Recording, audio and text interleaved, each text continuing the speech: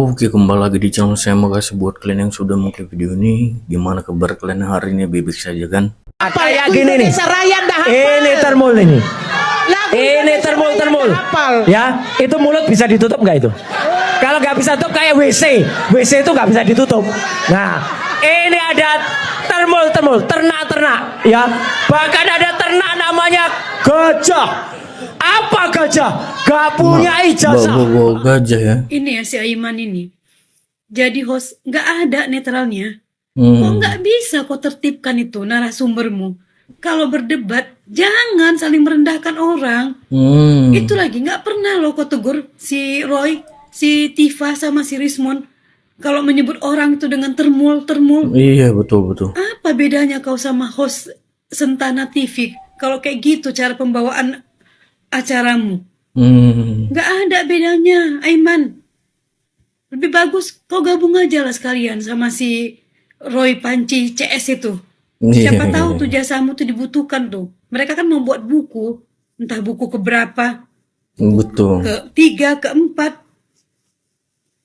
Nggak ada loh kau netralnya sama sekali jadi pembawa acara.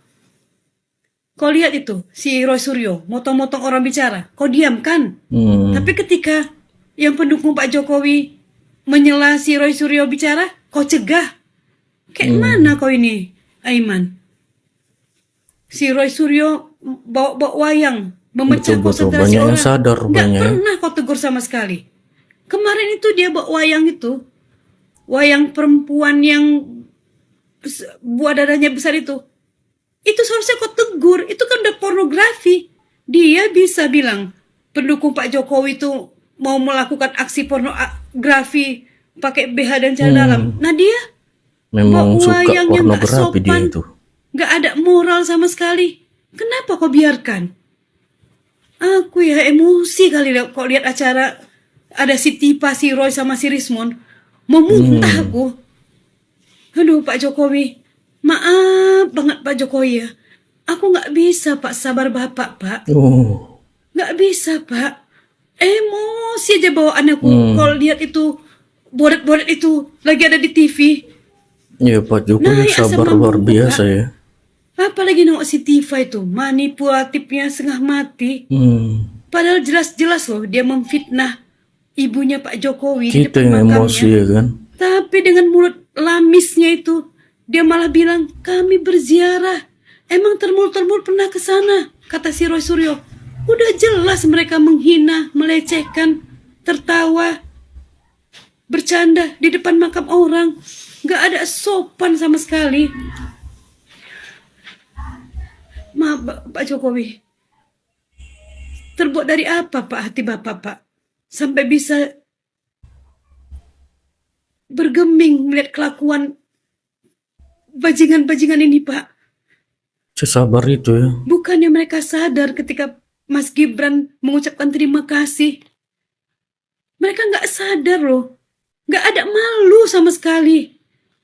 Udah dari sini terlihat ya betapa tingginya emotional question Mas Gibran dibanding sampah-sampah ini. Tolong ya Aiman ya. Kau kalau jadi host di televisi, jadilah host yang mencerahkan. Jangan jadi host yang menjerumuskan orang untuk saling adu jotos, adu umpatan di panggungmu. Gimana mau cerdas bangsa ini kalau televisinya seperti acara yang kau pandu, Aiman? Brengsek dan bajingan itu adalah dua kata yang tepat untuk menggambarkan orang-orang dalam satu circle ini. Salam APBN, ambil positif, buang negatif, tonton videonya sampai habis. Kenapa di awal video gue langsung bilang brengsek dan bajingan? Nih, kalian tonton dulu video yang ini. Kami juga berkunjung. Rumah Yaman. Yaman yang dikatakan di situlah Jokowi Dodo lahir. Ari-arinya pun juga ditanam di situ. Kami pun juga berkunjung ke situ. Keren sekali itu. Untuk melakukan pengembangan tersebut. Lu berharap pada gua nggak marah, nggak misu-misu, nggak ngomel-ngomel, nggak ngedumel tentang hal ini, ha? Menurut kalian aja deh ya. Sampai ari-ari Bapak Jokowi pun diteliti, sampai ke makam keluarganya Bapak Jokowi Dodo, sampai ke tempat lahirnya Bapak Jokowi Dodo. Gue nih nggak ngerti. Ini nih satu circle ini mau bikin penelitian itu untuk apa? Mereka mau buat jurnal kah? Lalu ketika mereka mau membuat jurnal tersebut, setelah jurnal tersebut jadi, mau diberi judul judul apa jurnal tersebut? Mau seperti apa penelitiannya, mau seperti apa analisanya, mau seperti apa hipotesis-hipotesanya, mau seperti apa metode penelitiannya, mau seperti apa dan segala macamnya itu untuk apa, keuntungannya apa. Gak sekalian ya circle tersebut meneliti apakah betul Bapak Joko Widodo bernafas menggunakan paru-paru atau bernafas menggunakan hidung atau bernafas menggunakan bronkitis atau bernafas menggunakan hati atau bernafas menggunakan jantung, segala macamnya aja kalian teliti. Gak sekalian tainya Bapak Joko Widodo kalian teliti juga apakah ada cacingnya, terus cacingnya apa, cacing kremi, cacing pita, cacing uget-uget, apa-apa. Sekalian dukun beranak atau bidan atau dokter anak yang melahirkan Bapak Joko Widodo sekalian aja Anda teliti. Ya kan kalau membuat penelitian nggak boleh tanggung-tanggung dong, semuanya dong dari sejarahnya, prasejarahnya sampai saat ininya semuanya harusnya diteliti dong. Terus udah nyampe makamnya Bapak Joko Widodo, apa yang kalian teliti? Kalian menggali makam kuburan keluarganya Bapak Joko Widodo kah untuk meneliti tulang belulang yang masih tersisa di sana kah? Circle tersebut ya maaf ya, tanpa mengurangi rasa hormat, tanpa bermaksud menghina, cuma ya kerudung yang Anda pakai itu seperti mencerminkan kamu ini memiliki roh yang sangat baik. Barat kata kamu menggunakan kerudung tersebut itu seperti kamu adalah orang yang rohani, ternyata roh halus sayang. Sekali lagi ya disclaimer, gue tidak mendiskreditkan agamanya, gue tidak mendiskreditkan kerudungnya, tapi saya amat sangat geram kesal dengan kelakuan pribadinya. Kalian lihat aja. Lalu gimana hasil penelitian sementara, hasil hipotesis sementaranya apa? Ari-arinya Bapak Joko Widodo palsu kah? Kalau kata gue ya, kalian itu bukan peneliti, kalian itu sakit berobat sayang. Circle-nya mereka itu bukannya salah satu dari mereka itu adalah seorang dokter ya. Saya mau nanya deh, Bu dokter ini tidak praktek, tidak membuka praktek, tidak bekerja kah? Maukah Anda jabatan Anda atau lisensi Anda itu terbuang sia-sia? Anda susah payah mendapatkan gelar dokter lalu gelarnya dipergunakan dengan sia-sia. Oh benar-benar gak nyangka sih sampai sejauh ari-ari loh ya. Ini benar-benar di luar ekspedisi luar angkasa. Menurut gua NASA, BMKG pun juga tidak dapat memprediksi ini semua. Yang terpenting mereka ini adalah Jokowi daripada Jokowi itu sendiri. Bingung itu ibu-ibu yang ngomong dengan PD-nya, itu tuh kenapa sih sama Pak Jokowi? Gue jadi penasaran deh, apakah mereka dulu memiliki cinta segitiga? Apakah dulu si ibu dokter ini cintanya ditolak? Apakah ibu ini memang mencintai Bapak Joko Widodo tapi sampai detik ini Pak Jokowi masih tetap memilih Ibu Iriana? Apakah seperti apa ini ceritanya ini? Tapi kalau gue jadi Pak Jokowi, jelas gue akan milih Ibu Iriana daripada si dokter ini. Menafikan bahwa ini mengganggu stabilitas nasional dan program nasional contohnya? Ya tentu banyak karena ini kan akhirnya berlanjut ke banyak kan DPR. disebutkan misalnya apa misalnya? Ya kita kan bisa melihat bagaimana pemerintahan hari ini mencoba untuk mengabdikan dirinya untuk membangun sekolah rakyat, tapi kan dengan adanya gunjang-ganjing ini akhirnya orang mempertanyakan legitimasi Mas Gibran sebagai wakil presiden. Kan ini sesuatu hal yang tidak baik. Bukan, dalam perspektif pernyataan politik. kalau seandainya sekolah rakyat kan tetap jalan. Isu ini nggak mempengaruhi sekolah rakyat kan? Gini Bung Aiman, tentu dalam perspektif politik segala sesuatu yang berkaitan dengan level kekuasaan ini akan mengganggu secara tidak langsung ataupun langsung stabilitas nasional. Makanya saya ingin mendorong kita semua, ayo jangan kemudian kita masuk ke dalam kebisingan ini lalu mencoba untuk mengadu domba keharmonisan yang sebenarnya masih terjalin dengan baik antara Pak Prabowo dan juga Mas Gibran.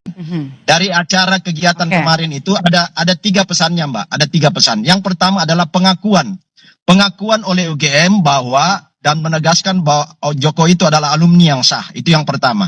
Yang kedua adalah apresiasi. Kata-kata adalah alumni yang terbaik yang membanggakan. Itu pengakuan, apresiasi. Membagongkan. Kemudian yang ketiga, apresiasi. Membagongkan. Membagongkan. Gangguan kepribadian atau gimana ini menarik ini untuk diteliti. Atau misalnya diteliti oleh misalnya dokter-dokter ahli kejiwaan misalnya. Ini ada apa? Ini agak panjang kan? Napasnya panjang nih. Staminanya panjang, orang-orang yang tadi disebutkan itu lumayan panjang ini staminanya.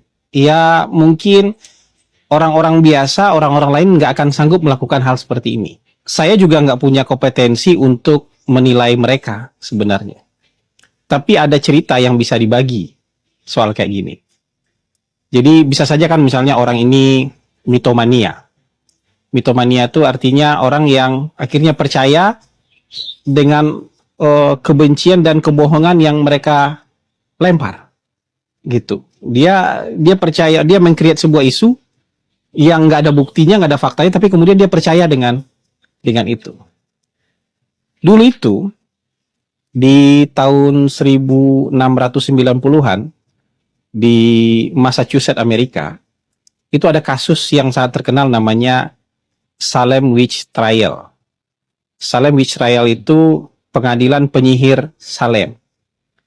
Nah, ini diawali oleh anak-anak muda, remaja-remaja pada saat itu. Kalau sekarang kan udah berusia nih orang-orangnya. Kalau ini dulu kejadiannya di kalangan remaja-remaja yang tiba-tiba punya pandangan gaib, punya bisikan-bisikan halus, atau kemasukan roh-roh tertentu, sehingga dia akan menuduh si A, si B, si C penyihir, tapi dengan gaya orang kerasukan. Ya kan nggak bisa dibuktikan orang itu penyihir apa enggak. Saya lagi disiksa nih oleh sihirnya orang ini, makanya saya begini gitu. Dan dia ngomong sambil kerasukan. Dan gara-gara ini, kan dulu orang yang nggak ada bahan saintifik untuk menguji sesuatu kan, itu orang-orang yang dituduh itu dibawa ke pengadilan. Dan dalam Salem Witch Trial ini, pengadilan penyihir Salem ini, 19 orang dihukum. Jadi ada orang yang punya pikiran bahwa dia kalau mendapatkan bisikan gaib, punya pandangan atau pandangan gaib, terus tiba-tiba itu dia bisa klaim itu sebagai sebuah kebenaran tanpa ada pembuktian. Hari ini kan juga tanpa ada pembuktian. Oh gitu deh videonya, gimana menurut kalian, dan sampai bertemu di video saya selanjutnya. Buat